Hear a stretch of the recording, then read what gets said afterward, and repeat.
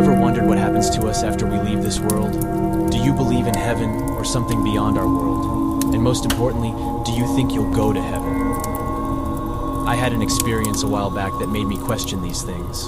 So listen up. You see, it all started when I lost my dear friend Alex in a car accident. He was a great guy, the best friend a guy could ask for. So the pain of his sudden departure was unbearable, and I found some comfort in sharing my grief with our mutual friend Mike. We were mourning together, trying to cope with the void left behind by our friend. But one evening, as we sat in my living room, something inexplicable happened.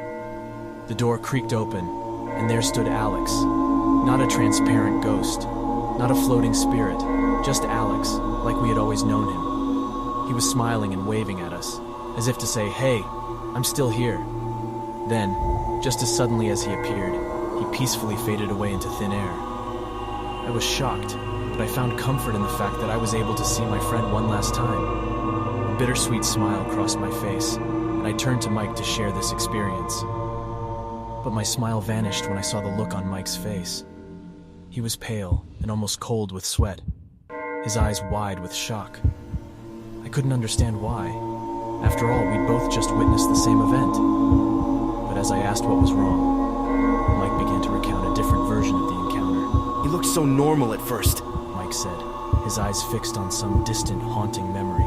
but then his smile twisted into an expression of sheer terror, and his eyes, oh God, his eyes seemed to plead for help. I listened in horror as Mike described how Alex's hands started to claw at his throat, drawing blood. He said it was like watching a wicked dance of pain and desperation. And then, from the dark hallway, Mike's voice shook. burnt and charred hands emerged, long and skeletal. They reached out for him, like they were pulling him towards some dreadful abyss. Alex's face, contorted in agony, like he was being dragged back into the darkness, fighting against some higher force. And the sound he made, it was gut-wrenching, like a tortured cry that echoed through the very depths of my soul.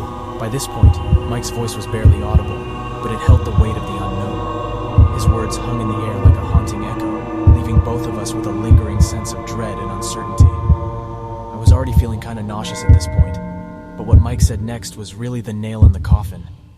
Mike paused for a moment, like he was trying to find the right words to convey his thoughts.